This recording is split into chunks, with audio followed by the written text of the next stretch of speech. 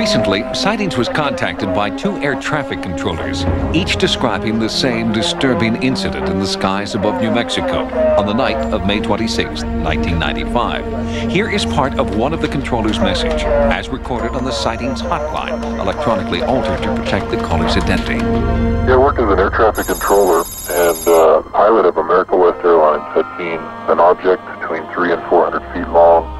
Through the Freedom of Information Act, a Sightings investigative team has obtained the actual radio transmission between a flight control center in Albuquerque and an America West Boeing 757. Based on these transmissions, we've been able to recreate a startling encounter between a commercial aircraft loaded with passengers and an unknown craft 6 miles above the Earth. The voices are real. The words are not scripted. This is the actual transmission recorded at the moment the UFO was sighted. Yeah, off to our 3 o'clock.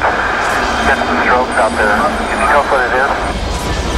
But air traffic control cannot tell America West Flight 564 what it is. The object is not on radar. The tone of the radio communication begins to change.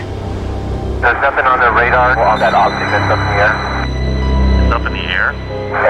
Affirmative. No one knows anything about it.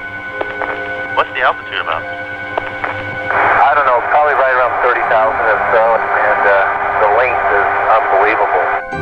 Albuquerque controllers contact the military for an earthbound explanation. Anna, go ahead. Hey, do you guys know if there was anything like a tethered balloon or anything released that should be above high band? No, we haven't heard nothing about it. Okay. Guy at 39,000 says he sees something at 30,000 if the length is unbelievable and it has a strobe on it. Uh-huh. This is not good. Okay. What does that mean? I don't know. It's a UFO or something. He's right. It's right in time. No, we haven't seen nothing like that. Okay, keep your eyes open. Foxtrot Kilo. Dr. Richard Haynes is an aerospace engineer and aviation expert. For the last 30 years, he's been conducting independent research on pilot sightings of UFOs. His collection of pilot reports is the largest in the world. Sightings provided Dr. Haynes with the America West transmissions for his analysis. In fact, where we initially spotted it, it was between the weather and us, and when the lightning, you could see a dark object, and it was pretty eerie looking. Well, the pilot has just discussed the sighting again in a little more detail with air traffic control at Albuquerque.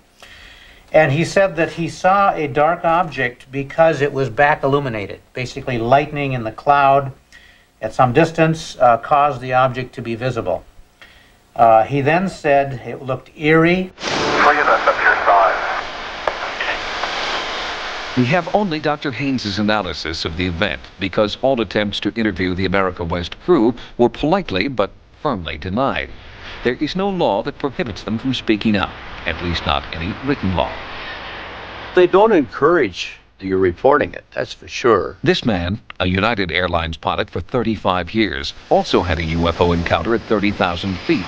But it is only now that he is retired and anonymous that he's willing to describe his sighting. When it was ready to leave, it departed at a very high rate of speed, accelerating as it went, and disappeared off into the distance at speeds that I couldn't even estimate. The other crew members have never come forward. Alitalia pilot Graham Shepard is also familiar with the industry's code of silence. It is a commercial judgment that pilots shouldn't speak about this. Unfortunately, it's a fact of life that any UFO alliance with a UFO sighting or anything unusual about a particular crew member will downgrade the potential of that airline to earn maximum profits. Despite the airline industry's efforts to silence its pilots, these transmission tapes speak for them. After the New Mexico controller's initial call to NORAD was laughed off, NORAD called back. We had someone call here earlier about a pilot spotting an unidentified flying object.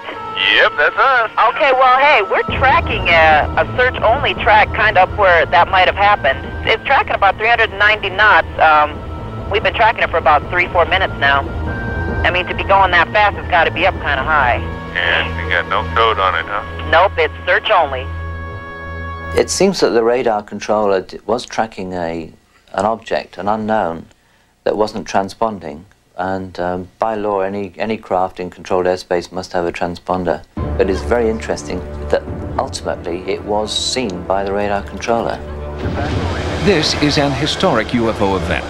Audio tape confirms that 3 highly trained commercial pilots witnessed an enormous UFO, a UFO confirmed on radar by NORAD Air Defense Command. This is one encounter that cannot be dismissed as a hallucination or a hoax. Something was up there. Are we prepared for its return? I've listened to the American West tape, and my opinion is that it's absolutely authentic. If handled correctly, this tape could be something of a breakthrough. First time in 15 years I've ever seen anything like it.